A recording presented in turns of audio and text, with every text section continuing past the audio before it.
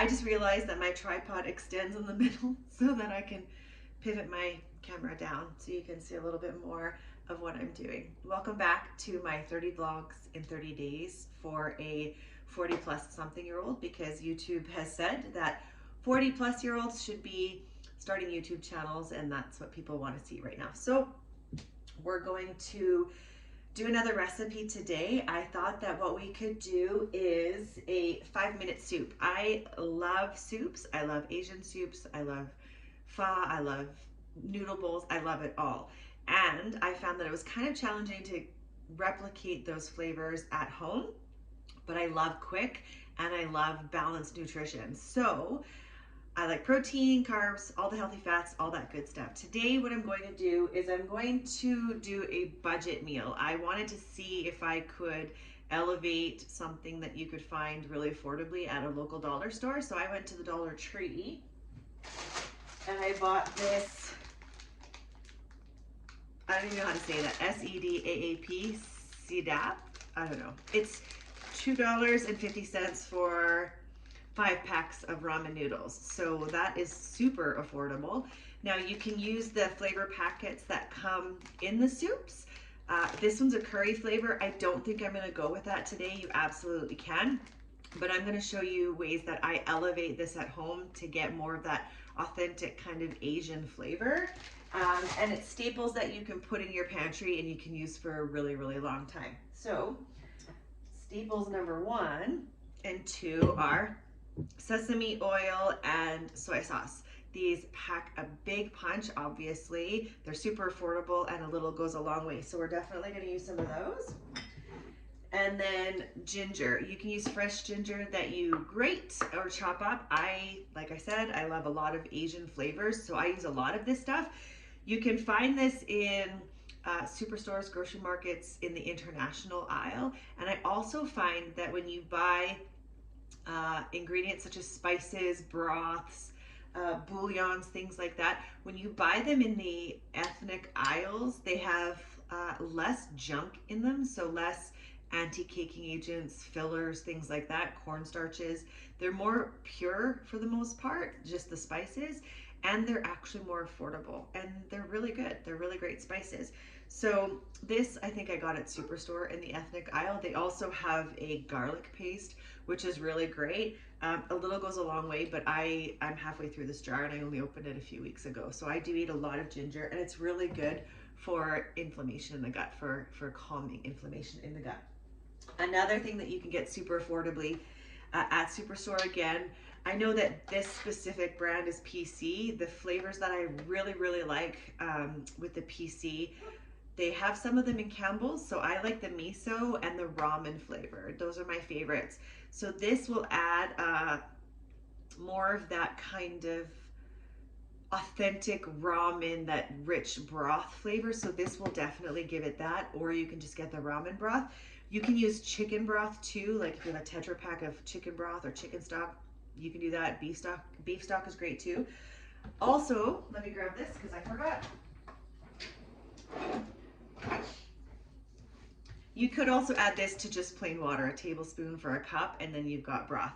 This, I know it looks ginormous, again, in the international aisle. So this goes on sale often for $11 or $12, and you can get the little tiny ones for $6 or $7. It doesn't make sense. You might as well spend a few bucks more and look at how much more you get. So this packs a lot of flavor too. So what I'm gonna do is I'm going to measure out 2 cups because I like to have a soupy broth. And I'm going to turn the burner on. I have to keep these at the front because I have an LG stove. And if you just lean on it to wipe it, it will turn a burner on and get really hot and potentially burn and melt things. Don't ask me how I know. Like that, like I almost just did there. So I'm going to pour in, I got about a cup left of that. So I'm gonna pour that in. And then I'm gonna get a cup of water.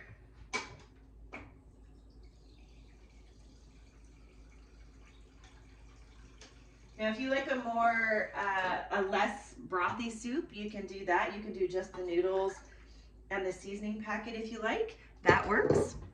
I'm just gonna grab a paper towel here. All right. So that's going to be my soup base. And then I put a lid on it. It comes to a boil a lot faster. Now, if I was thinking ahead, I would have done this beforehand. I would have heated up my sesame oil and sauteed or fried my ginger a little bit just to release those aromatics. But this is a 5-minute soup. You can do this at any time. So I'm going to add that now and let it heat up with it. There is no right or wrong way to do this. And I like a lot of ginger, so I'll probably put in about a tablespoon. And then I will still add the sesame oil. About a tablespoon of that is a really good amount of flavor. And then I'll do about a tablespoon or 2 of soy sauce as well. These are going to give it, like I said, that kind of depth of flavor that you're going to want. And am I forgetting anything? Oh yeah, I'm going to put a little bit because I used 1 cup of water. I'm going to add a little bit of the chicken bouillon to make that a broth as well. So basically, you just want to start with 1 to 2 cups of whatever broth that you want, and then bring that to a boil. And then I'm going to show you how we elevate it. So while I was at the Dollar Tree, I was able to find cans of peaches and cream corn, and they were $1.50 because we're in Canada and nothing's a buck anymore. And they also had cloverleaf tuna on for $2 a pack. Now I know some people are probably thinking, gross, why would you add tuna to a soup? I eat tuna on Kraft Dinner and alfaghetti. Like, I just think it's great. So it's a good protein additive. There's a lot in here. It gives you a lot of protein. If you have the whole can, it's something like, well, not something like, it's exactly 26 grams of protein. I'm actually going to eat the whole can on my soup because I'm trying to prioritize protein, and for us ladies over 40, it's a good idea to do that. Another thing I'm going to do is add a soft boiled egg. I cooked these with the last batch of soup that I made, so it's already cooked. I'm going to see if I can on camera show you my peeling hack, and probably it's going to embarrass me and not work, but we will see. So you go all around and you're going to smash your eggshell, and then you're going to peel off the little air pocket on the bottom, which I already did. So it's going to look like that. Then you're going to take a small spoon. You don't want it to be too small. It's got to match kind of like the curve of the egg. And what you're going to do is you're going to stick it under the egg gently, but against the shell, and you want it to go under the membrane. So you feel it go under the membrane. Once you get underneath it, you'll kind of feel it goes a little bit easier. And then you slide your spoon up, and then it helps if you add some water too, but I'm wiggling it to get it under. And once you get it under there, you can just twist your spoon like this, and it should, oh, it's a little sticky. It should pop right out. Okay, I kind of caught a little bit there, but when you do it with a fresh egg, it works really, really well. I'm gonna give this a little rinse because I do have a little bit of shell on it. But when I made these fresh 2 days ago, it was absolutely perfect. There we go. So that is a way of adding extra protein to your dish. I'm going to add the corn because I like corn for a crunch. You can add frozen peas. You can really add anything that you want to your soup in addition for veggies. And then I'm going to show you another budget hack. This is what I do all the time, all year. I will buy, if my garden doesn't grow enough, which green onions will come through every year if you didn't know that, but if my little patch that I have in a flower pot isn't proving to be prolific enough, I will go to the grocery store and I will buy 2 bunches of organic green onions. That's what I did this past spring. I bought 2 bunches and they were, I don't know, I think it totaled $4 each. And so if you cut off the greens that you want and you keep the white part, you can either put it in water or you can plant it directly in the dirt, which is what I did. And if you look here, little babies will grow out. So that's how they grow. And those 2 bunches lasted me all summer and all fall into the winter. So that's a good way to have continuous growing green onions. You can have it on your windowsill, like I said, and just water. And then if you want, you can just trim off these little brown ends, or if you get like a crusty outside piece, like this one's kind of starting to be, see a little guy's coming in the middle, you can just peel this guy off gently and then throw this away or keep it for your soups, and then just pop this back in there, and these will keep growing indefinitely. I do find that if they are not in soil, the flavor diminishes after about 2 or 3 rounds. Like I'll get 2 or 3 rounds out of them, and then I try to get new ones or use them for soup, because the flavor does go down a little bit. But in the garden, or when they're on a windowsill in dirt, they can keep producing indefinitely. I'm just gonna let my dog in. Hi baby, come on in. We are not a professional vlogger over here. And then this, I don't know, I've never seen these before. Curry flavor. I don't know, do you think I should try the curry? I don't know, we'll open it and we'll see what it smells like. How's that?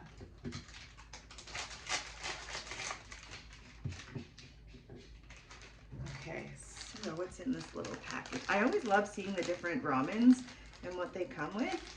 And then this one comes with a bunch of different packets. So we have the, oh my gosh, I can't read this.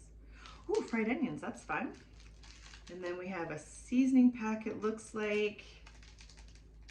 Seasoning pack, and then there's chili over here. This also looks like a chili oil, I'm not really sure. So that's kind of fun. Maybe we will try it. I don't know if it's gonna go well with my ginger flavors that I've already put in there, the ginger sesame. And I've got 3 minutes to figure it out, okay guys? So I'm gonna let that cook.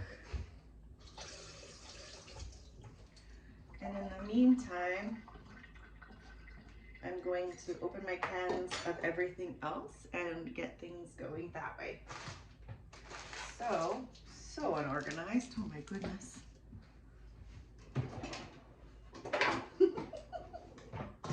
You know, the videos that I've seen on YouTube that have said, oh, people that are over 40 should be starting YouTube channels. There's a new style of vlogging that people are interested in, and it's authentic and less scripted, and this is gonna spill everywhere. Less like less cinematography and less editing and all this sort of stuff. I don't know how to edit. I kind of edited a couple bits of my last video, just, yeah, I'm making a mess. Just because I kind of figured out how to do it to make it flow together a little bit better, but these are longer format because I'm cooking in real time for you. So I'm just gonna drain the water out of this and try not to have it squirt all over me, because it usually does. And yes, I am actually a trained chef. I know it doesn't look like it. I did go to culinary school. I did graduate at the top of my class with honors with distinction. But I went because I had a meal prep business in Calgary, which is in Alberta where I live. And I had that for about 12 years. I thought that I could go to culinary school to try to learn more about flavor combinations, technique, things like that. I definitely learned a few things. I did work in a fine dining restaurant for my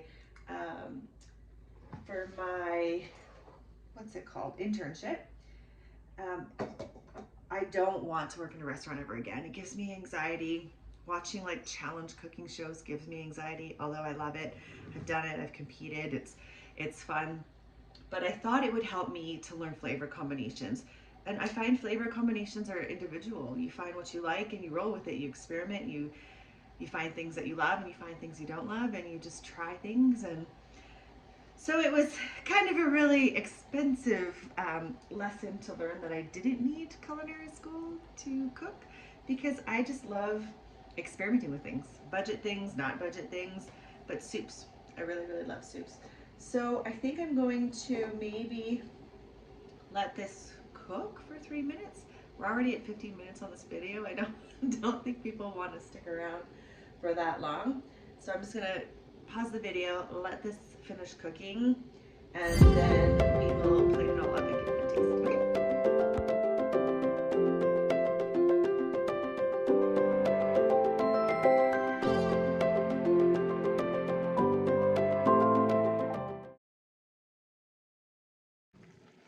Okay, I think this soup is done. I brought you a little bit closer so that you could have a better view, if you will.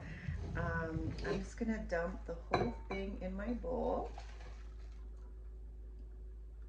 Again, you can go less or more broth. It's entirely up to you. And I'm going to dump in the tuna, which again is obviously going to be personal preference. If you don't want it, do not add it. I scoop in the pre-cooked veggies afterwards because let's be real, they're already cooked. They're not going to get any more cooked. And then this, I feel it kind of cools down the soup a little bit so that I don't have to wait so long to eat it. Obviously, if I was doing frozen peas, which I like to do a lot, I'll cook that with the broth. Additionally, you can also, for the last 2 or 3 minutes, throw in some frozen shrimp, which I often do from Costco. I buy the jumbo ones. 6 of them gives you like 23 grams of protein as well. And then look at this egg, you guys. I will tell you how I cooked it, but even though it's been in the fridge, I cooked it soft boiled. So it is still a perfectly soft boiled egg. So I'm gonna put that on top right here. And then of course, some green onions. And if you cut them on a bias, which means on an angle, they just look really pretty. Then you can feel like you're having a bougie budget soup. All right, now I love hot sauce or chili sauces. If you're local to me in the Edmonton area, I'm going to give a plug for Mama Tong's satay sauce. It is to die for. I go through so much of this stuff. It's absolutely delicious. They do pre-marinated chicken that you can buy, chicken and pork, I believe, maybe even beef. Vacuum sealed. They do meal kits so you can make pho at home or noodle bowls at home. I love, love, love their stuff. They do fish sauce, pickled carrots, everything. It's my favorite. I love it. So I will either put this on top. If you don't have that and you want an alternative to sriracha or like crispy chili oil, gochujang. This stuff is absolutely amazing. It's got a lot of flavor. It's got a little bit of heat, but it's got more flavor than it does heat. It's not just a hot sauce that's just plain pepper and heat. It's got a lot of flavor and a tiny bit of sweetness to it. So that's really good too. So I'm gonna sprinkle a little bit of my favorite chili oil on top. And then I will show you guys what it looks like. How beautiful does that look? I'm pausing for a thumbnail right now. And also you can see the steam coming off of it.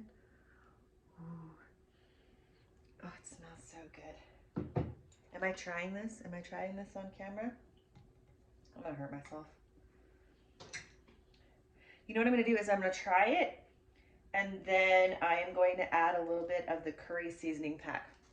My mouth is watering because I'm really curious what this little curry seasoning pack is all about. And because that's what I showed you guys in the beginning, I should probably try that, right?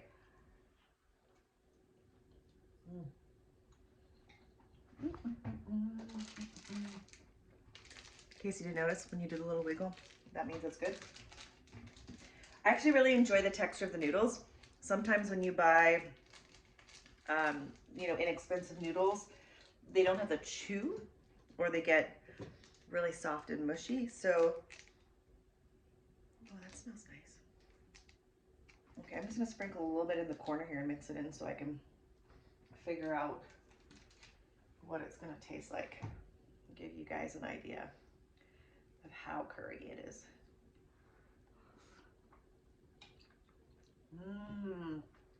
You know what? It's got a really, how do I explain it? Obviously it's got a curry flavor, but it's not like a butter chicken curry. It's a very mild, earthy, but it's got lots of rich flavors in it. So I think I am going to sprinkle some more of that in And then obviously your food is only pretty for the first few minutes. I'm gonna mix this all up and enjoy it and not do that on camera, but there you go. It's a 5 minute, or in our case, 15 to 20 minute by the time the whole production's done when you're recording it, but a 5 minute budget soup pack. So I hope you enjoy it. If you make something like this, let me know, or if you have a variation that you really enjoy on a recipe for a soup pack, I'd love to hear. Until I see you next time, bye!